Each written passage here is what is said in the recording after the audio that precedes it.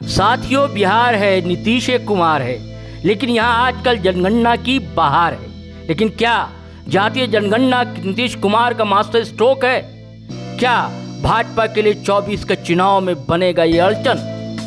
क्या कास्ट सर्वे कराकर फंस गए हैं नीतीश कुमार? ओके, बिहार में कहीं समर्थन है तो कहीं विरोध के स्वर हो रहे हैं बुलंद। और जुम्मन चाचा यानी मुस्लिम समाज भी अब बढ़ चढ़कर मांगने लगा हिस्सेदारी, क्योंकि उसकी संख्या का बल है भारी। राजद पर भी उठ रहे हैं कई सवाल। लालू यादव और तेजस्वी यादव सबसे अधिक निशाने पर। इस वीडियो में साथियों हम सुनेंगे तेज तर्रार AIM के युवा नेता आदिल हसन आजाद को। उन्होंने तीखे स्वर में नीतीश कुमार को, लालू यादव परिवार को घेरा है और सवाल उठाया है कि अब तक आप कहां थे, जबकि MY के समीकरण में मुस्लिम समाज की भूमिका सबसे अहम है, लेकिन उसकी भागीदारी क्या है? आज उसके MLA कितने हैं? आज उसके मंत्री कितने हैं? आज उसके अधिकारी कितने हैं? कितने DM हैं? कितने कलेक्टर हैं? कहाँ दरोगा हैं? कहाँ अधिकारी हैं? ऐसे कई सवाल उन्होंने उठाए हैं। इसलिए उठाए हैं कि अभी नीतीश कुमार ने मुस्लिम समाज के बुद्धिजीवियों के साथ बैठक की है कुछ दिनों पहले ही। तो ये सवाल साथियों बहुत मौजू है, सवाल तीखे जरूर हैं, लेकिन सवाल सटीक हैं, इसे सुना जाना चाहिए। चलिए सुनते हैं इनके सवाल। लेकिन साथ ही इससे पहले हमारा अभिवादन है आपको। साथियों, सलाम, नमस्ते, सत श्री अकाल और जय भीम, जोहार। तो चलिए सुनते हैं यूथ लीडर और बिहार AIM के प्रवक्ता आदिल हसन आजाद को। कि नीतीश जी सभी मुसलमान MLA, ex-MLA, ex-MP और जितने भी जदयू के लीडरान हैं उनको उन्होंने अपने आवास पे बुलाया। अच्छी बात है, आप बुलाइए। ये नीतीश जी का 5वां मीटिंग है लगभग। कभी उलेमाओं को बुला रहे हैं, कभी खानकाहों से लोग को बुला रहे हैं, कभी आलिम दीन को बुला रहे हैं। लेकिन जहां तक हमें जो जानकारी मिली, सिर्फ 9 लोग को बोलने का मौका मिला। नीतीश जी ने ललन जी राष्ट्रीय अध्यक्ष का चालीसा पढ़ा कि बहुत अच्छा काम कर रहे हैं। उमेश कुशवाहा साहब का चालीसा पढ़ा, बहुत अच्छा काम कर रहे हैं। और थोड़ा बहुत जमा खान साहब का भी उन्होंने कर दिया। ये वही जमा खान जिन्होंने झूठ बोला था कि हाफिज साहब को मदद हुई है, कुछ मदद नहीं हुई। ये वही नीतीश जी की सरकार है जो RPF का कांस्टेबल चेतन कुमार ने मारा, उस बिस्पी के मधुबनी के रहने वाले को आज तक एक मदद सरकार की तरफ से नहीं मिली। कि एक भी मुसलमान MLA नहीं जिता पाए, ये नीतीश जी की क्रेडिबिलिटी है। 2005 से लेकर 2020 तक चुनाव हुआ, एक भी मुसलमान नीतीश जी के राज में कंटिन्यू कोई ऐसा नहीं है जो MP MLA जीत कर आया है। मुनाजिर हसन थे, वो छोड़ दिए, बाकी दूसरे लोग थे, आपके सामने है नीतीश जी को कैसे छोड़ा, लोगों ने देखा है। तो नीतीश जी से मैं पूछना चाहता हूं, आप ये जो मीटिंग बुला रहे हैं, बतलाइए मुसलमानों को आप क्या दीजिएगा? MIM अख्तर उल ईमान साहब ने प्रेस कॉन्फ्रेंस किया, उसमें साफ साफ कहा जैसे तमिलनाडु में, केरल में, आंध्रा में, तेलंगाना में मुसलमानों को कोटा के अंदर सब कोटा है, OBC कोटा में, क्या उसमें नीतीश जी रिजर्वेशन देंगे? मुसलमानों को कितना मंत्रालय में हिस्सा देंगे?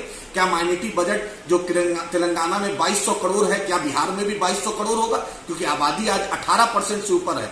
17.70 आबादी आपने दिखाई थी। इराकी बिरादरी की आपने आबादी को हटा दिया, वो 1% से ऊपर लगभग आबादी होगी, तो 18 साढ़े 18 होगा। बिहार में सबसे ज्यादा मुसलमानों की आबादी है, लेकिन मुसलमान को आप क्या दिए? मॉब लिंचिंग हुआ आपके सामने, मधुबनी की घटना, हड़लाकी की घटना है, अभी तक वीडियो पुलिस प्रशासन ने नहीं जारी किया है। वो बच्चा शहीद, मौत भी हो गई। DSP इनका क्या नारा लगाता है आपने देखा, हदुआ में आपने देखा। एक मुस्लिम महिलाओं के साथ इनका SHO नवादा में क्या गाली गलौज किया है, आपके सामने है। मुसलमानों का माइनॉरिटी का बजट आपके सामने है। हाफिज साहब को कुछ ना मिलना आपके सामने है। गया बेला में मॉब लिंचिंग आपके सामने है। अररिया का मॉब लिंचिंग आपके सामने है। छपरा का मॉब लिंचिंग आपके सामने है। मुसलमानों का क्या हाल है आपके सामने। तो हमारा सवाल है कि सिर्फ बुलाने से क्या होगा नीतीश जी? पहले भी आपने बुलाया, लेकिन मीटिंग आप 3 बजे बुलाते हैं, आते हैं आप 6 बजे शाम में, 3-3 घंटा उनको इंतजार कराते हैं। हमारा ये सवाल आपसे है कि सुरजापुरी बिरादरी से एक भी मिनिस्टर नहीं है, शेरशाहवादी बिरादरी से एक भी मिनिस्टर नहीं है, कुल्हैया बिरादरी को उससे हिस्सेदारी नहीं, कम से कम वाइस चांसलर बनाइए। अंसारी बिरादरी से मिनिस्टर नहीं है, राइन बिरादरी से मिनिस्टर नहीं है, इराकी बिरादरी को तो आपने जनगणना में छोड़ ही दिया है। तो 17.70 है, तो अब तो मुसलमानों की आबादी 18% से ज्यादा हो गई है। वो इराकी बिरादरी को हिस्सा दीजिए, अंसारी बिरादरी को दीजिए, राइन बिरादरी को दीजिए, सीमांचल में सेखड़ा बिरादरी उसको हिस्सेदारी दीजिए, सभी को दीजिएगा तब ना गुलदस्ता बनेगा। ये 18% को जो वोट लेकर जाइएगा, जो तमन्ना रखे हुए लोकसभा में और विधानसभा में, तो उस बिरादरी को हिस्सा कब दीजिएगा? आप तो 3% से भी कम है, 8-8 बार मुख्यमंत्री बन गए हैं। 14% वाले पिताजी भी चीफ मिनिस्टर बने, माताजी भी बनी, बहन भी राज्यसभा चली गई, खुद डिप्टी सीएम है, एक भाई मंत्री है, दोनों मामा जी राज्यसभा लोकसभा चले गए थे। आखिर मुसलमानों को हिस्सेदारी कब मिलेगी? ये नीतीश जी सोचे, अगर मुसलमान को आप कोटा के अंदर, ओबीसी कोटा के अंदर सब कोटा नहीं बनाइएगा तो बिहार का मुसलमान अब जद्दोजहद करेगा, बिहार का मुसलमान लड़ेगा। ना आपने मुसलमानों को सीएम डिप्टी सीएम बनाया, ना दलित में किसी को डिप्टी सीएम बनाया, ना विधानसभा में अध्यक्ष मुसलमान या दलित को बनाया, ना विधान परिषद में आपने अध्यक्ष बनाया।